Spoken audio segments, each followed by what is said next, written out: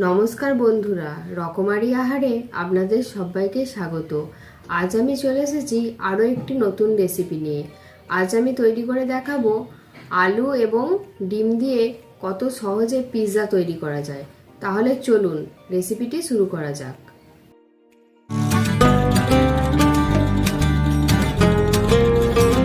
এর জন্যই প্রথমে নিয়ে নিয়েছি আলু। আমি এখানে মিহি করে গ্রেট করে রেখে দিয়েছি। এবার দিয়ে দেব পেঁয়াজ কুচি। পেঁয়াজও আমি এখানে খুব মিহি করে কুচিয়ে নিয়েছি। টমেটো কুচি,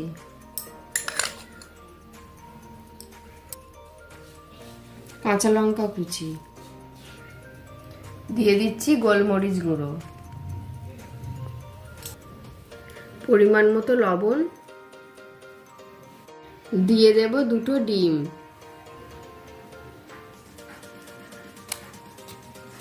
সবশেষে দিয়ে দেব কর্নফ্লাওয়ার। আমি এখানে কর্নফ্লাওয়ার 2 চামচ ব্যবহার করলাম। এবার সমস্ত উপকরণগুলি হাতের সাহায্যে ভালো করে মেখে নেব।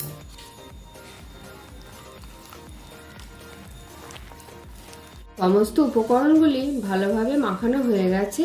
এবার পরের স্টেপে চলে যাব। আমি একটি প্যানে সাদা তেল গরম করতে বসিয়ে দিয়েছি। তেল গরম হয়ে গেছে। এবার আমি এই মিশ্রণটা দিয়ে দেব।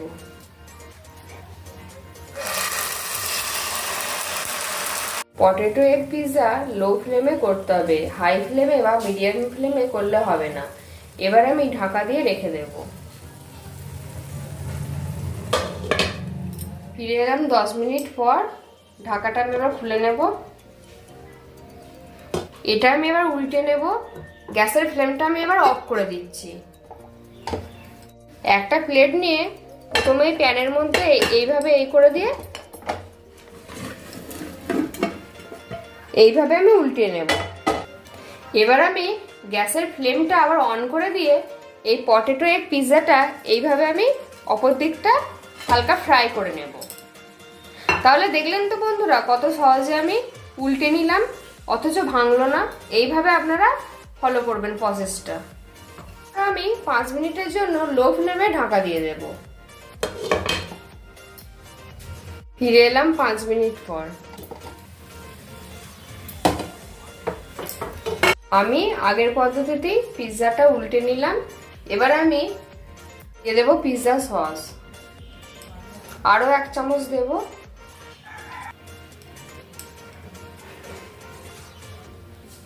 দিয়ে দিচ্ছি টমেটো সস।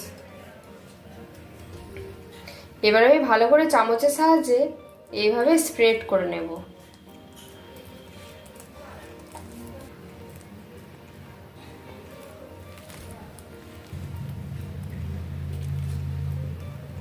স্প্রেড করা হয়ে গেছে। এবার আমি দিয়ে দেব সামান্য পেঁয়াজ কুচি,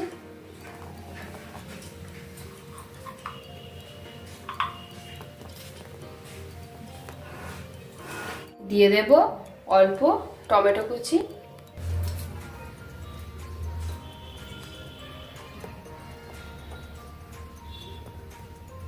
খুব অল্প পরিমাণ কাঁচা লঙ্কা কুচি।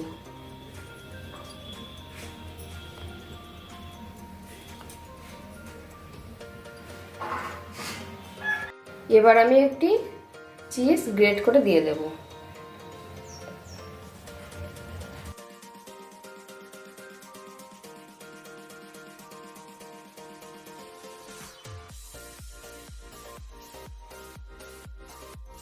গ্রেট করে দেওয়া হয়ে গেছে।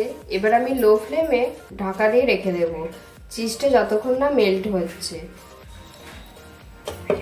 5 মিনিট হয়ে গেছে। পটেটো এগ পিৎজা আমাদের রেডি।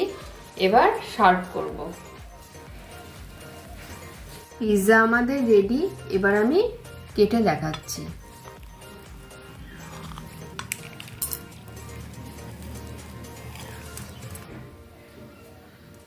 এবার আমি তুলে দেখাচ্ছি। আপনারা দেখেই বুঝতে পারছেন পিৎজাটি কত লোভনীয় হয়েছে। তাহলে বন্ধুরা দেখলেন তো, আলু এবং ডিম দিয়ে কত সহজে পিৎজা তৈরি করে দেখালাম। আপনারাও বাড়িতে তৈরি করে খান এবং কমেন্ট সেকশানে জানাবেন কেমন লাগলো। আর হ্যাঁ, চ্যানেলে নতুন বন্ধু হলে অতি অবশ্যই সাবস্ক্রাইব করবেন এবং প্রত্যেকের সাথে শেয়ার করবেন। ধন্যবাদ।